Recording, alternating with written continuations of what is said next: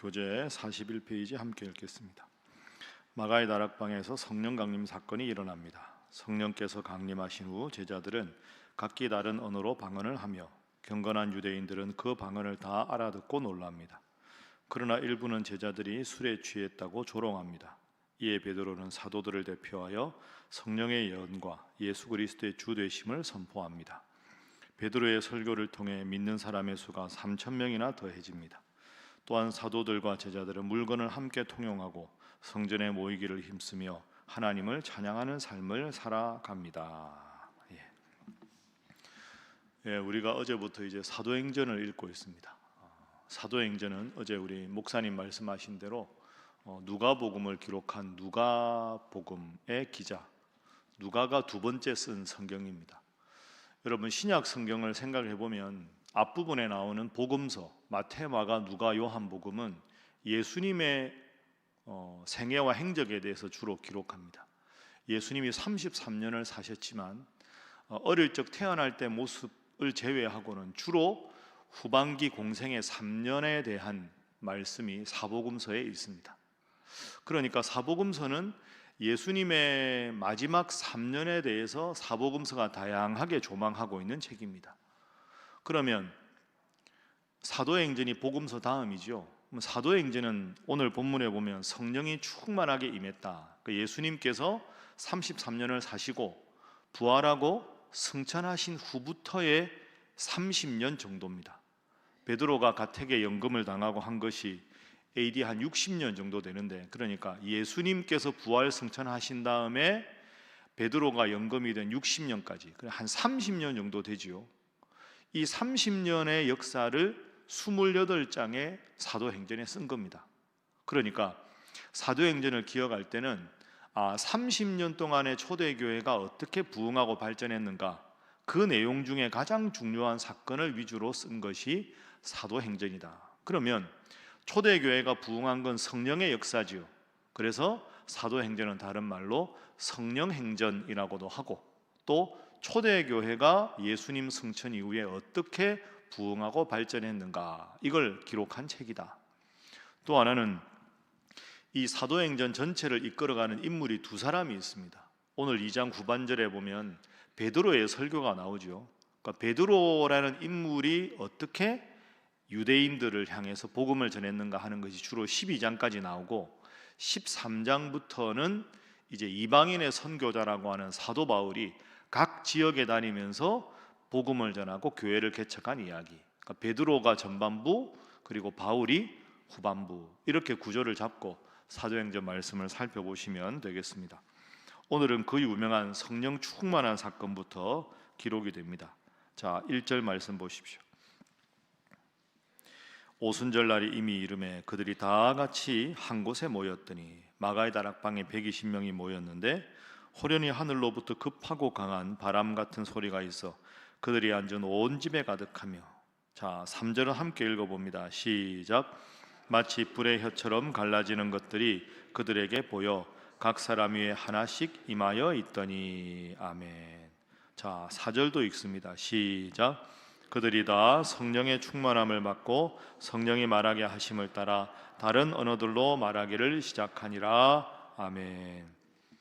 오순절 마가의 다락방에 120명이 모여 있는데 성령께서 충만하게 역사를 하셨습니다. 불의 혀같이 갈라져서 사람들에게 임했다 하는 것은, 여러분 이렇게 추운 날 오전에 이렇게 해가 딱 떠오르면 우리가 앉아 있으면 햇살이 사람들마다 다 비추잖아요. 그런 것처럼 성령 하나님께서 각 사람에게 뜨거운 능력으로 임하셨다. 이 당시에 성령의 임함의 가장 중요한 특징은 방언입니다. 그래서 5절 이하에 나오죠. 천하 각국으로부터 예루살렘에 많은 사람들이 왔는데, 7절 보십시오. 아니, 이 사람들이 다 갈릴리 사람인데 우리가 천하의 다양한 나라에서 왔는데 어떻게 우리들의 나라의 말들을 이 갈릴리 사람들이 하느냐. 여러분, 이 성령 충만한 사건이 방언으로 나타난 건 구약하고 연결하면 구약 성경의 창세기 시작하다가 보면 바벨탑 사건이 나옵니다. 하나님 앞에서 온 민족이 하나였다가 바벨탑을 지으면서 이제 우리가 지면에 흩어짐을 면하자, 그러면서 하늘 꼭대기까지 바벨탑을 쌓으려고 하죠. 하나님 안에서 하나여야 되는데 하나님만큼 높아지지 않은 교만, 그 바벨탑 사건의 결과가 어떻게 됩니까? 하나님께서 언어를 혼잡하게 하십니다. 각 나라 언어를 다 흩어버리셨죠. 서로가 서로에게 의사소통이 되지 않으니까 바벨탑을 더 이상 짓지 못합니다. 하나님 안에서 하나 되는 것을 방해한 바벨탑 사건. 그럼 오늘 사도행전 2장은 하나님의 성령이 역사하면 서로의 언어가 달라도, 생각이 달라도, 성별이 달라도, 신분이 달라도 주님 안에 하나가 된다. 각 나라의 방언을 다 듣게 된다. 주님 안에 하나가 되는 바벨탑 사건의 완성 사건이 성령의 충만. 성령의 충만은 다시 주님 안에 하나 되는 사건이다. 이렇게 이해할 수 있습니다. 그러니까 이 마가의 다락방에 모인 120명이 흩어져서 각 나라로 돌아가고 하면서 전도를 하지요. 그래서 각 지역마다 교회가 세워집니다. 예를 들면 사도행전 다음이 로마서 아닙니까? 로마 교회는 제가 설교할 때 말씀드린 대로 사도 바울이 개척한 교회가 아닙니다. 그리고 사도 바울이 목회를 하지도 않았어요. 그런데 로마에 교회가 있었죠. 그래서 사도 바울이 서바나 스페인으로 복음을 전할 때 로마 교회 성도들이 기도도 하고 헌금도 모아주기를 부탁합니다. 그럼 바울이 개척하지도 않고 바울이 목회하지도 않았는데 로마 교회가 언제 세워졌을까? 이 성령 충만한 사람들이 자기 나라로 돌아가서 가정에서 3, 4, 5 모여서 예배를 드리면서 작은 교회들이 시작됐는데 그 오순절 마가의 다락방의 결과로 로마 교회도 세워졌다.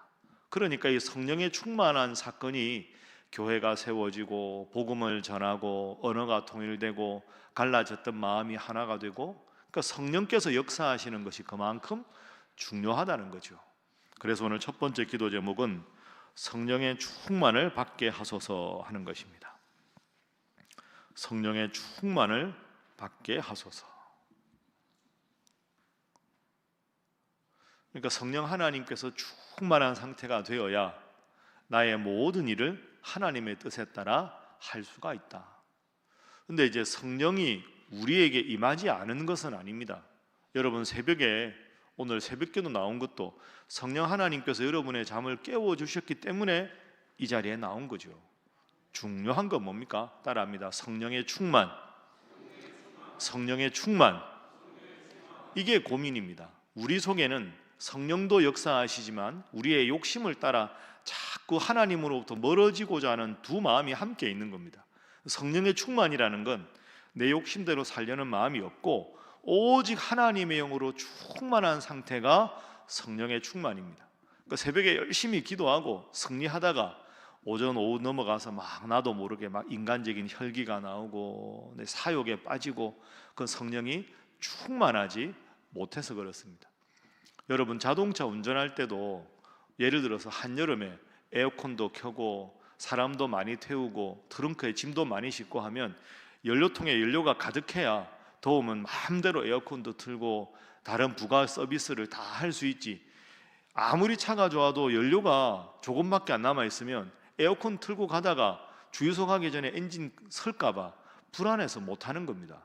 똑같습니다. 성령의 충만함은 내 마음의 뜻과 생각이 하나님이 원하시는 걸로 충만한 상태, 그런 상태에 살아가야 이 일을 해도 저 일을 해도 바쁠 때에도 범사에 하나님의 뜻대로 살아갈 수가 있는 거죠. 새해, 내일부터 새해인데 성령의 충만함으로 새해를 살아가는 여러분 되시기를 주님 이름으로 축복합니다.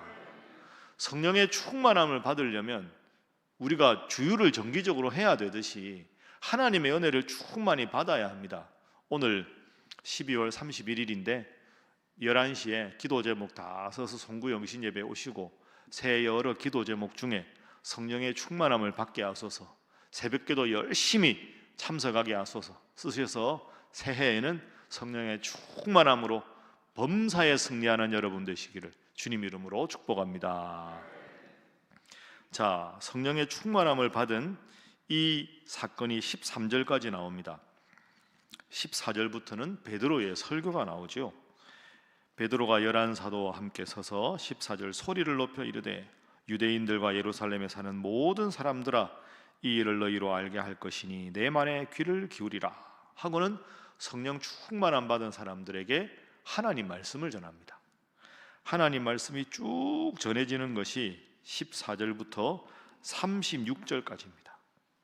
성령의 충만함을 받고 예수를 믿으라. 여러분 설교 쭉 보면요, 오직 하나님 말씀만 전합니다. 예수님 잘 믿고 하나님 잘 믿고 성령의 충만함 받아라, 그 말밖에 없는 것 같아요. 그런데 그 말씀을 다 듣고 나니 37절, 그들이 이 말을 듣고 마음에 찔려 베드로와 다른 사도들에게 물어 이르되 형제들아 우리가 어찌할꼬. 자, 38절 함께 읽습니다. 시작. 베드로가 이르되 너희가 회개하여 각각 예수 그리스도의 이름으로 세례를 받고 죄 사함을 받으라. 그리하면 성령의 선물을 받으리니. 아멘. 말씀을 듣고 성령의 충만함을 받으라. 그렇게 했을 때 사람들이 그 말씀의 은혜를 받아서 마음에 찔려서 세례를 받고 회개합니다. 자, 그 수가 얼마나 되느냐?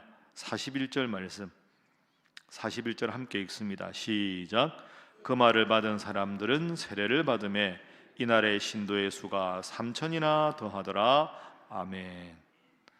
여러분, 그러니까 오늘 성령 충만한 사건과 베드로의 설교로 3,000명이나 하나님 앞에 돌아왔다는 사건을 연결시켜 보면 어떤 결과가 있습니까?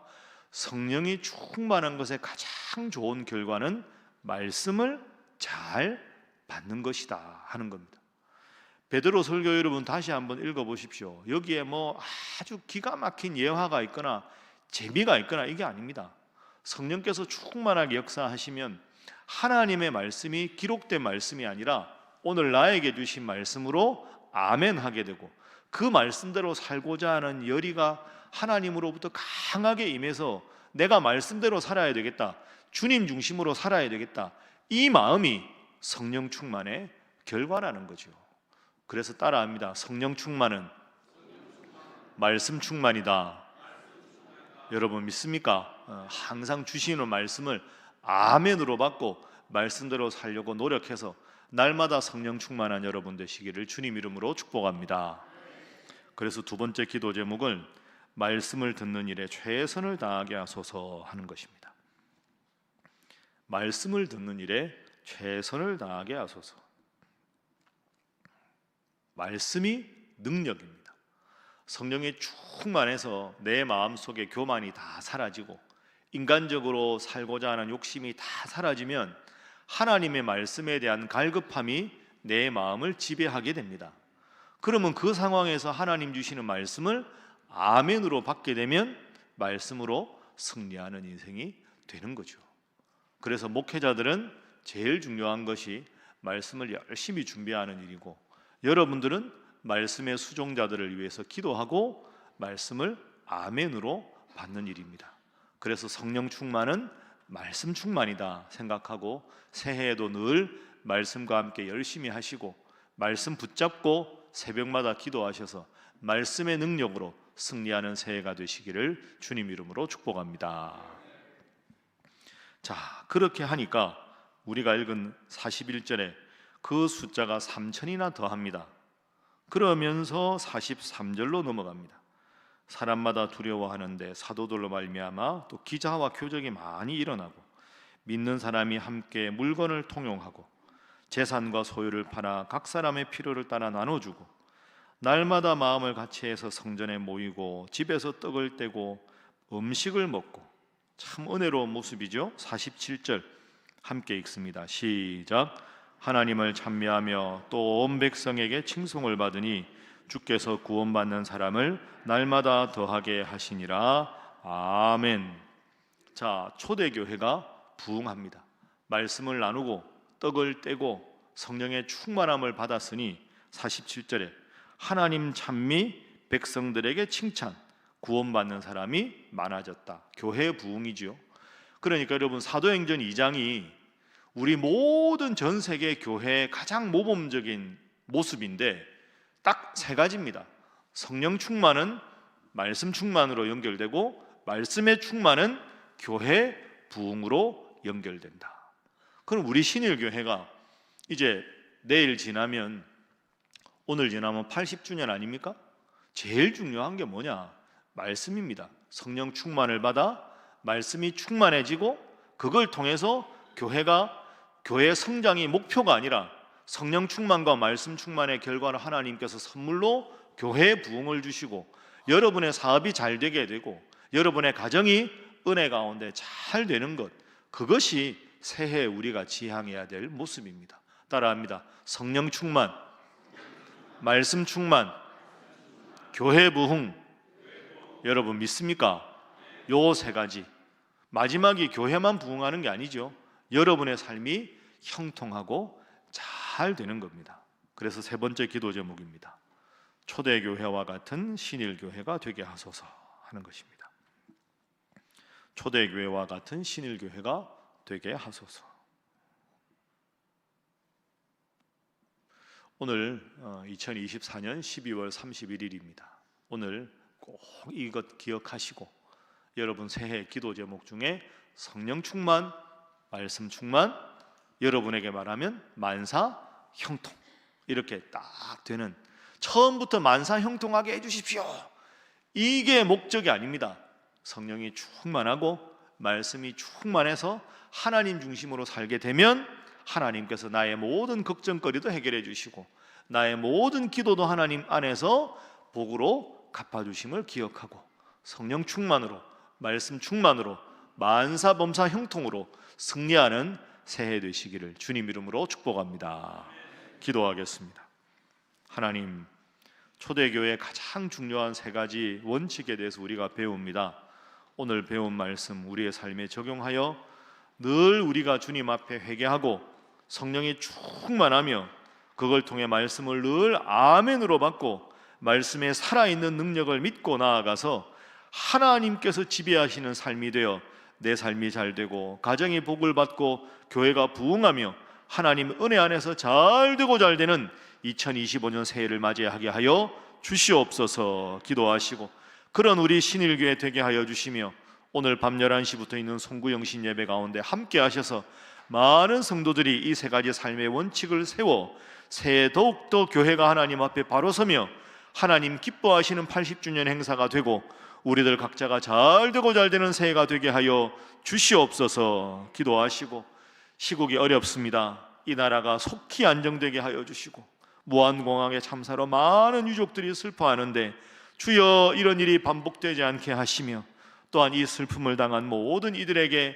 주님만이 주실 수 있는 위로로 인도하여 주시옵소서. 함께 기도합니다. 주여 믿습니다. 주여 믿습니다. 주여 믿습니다.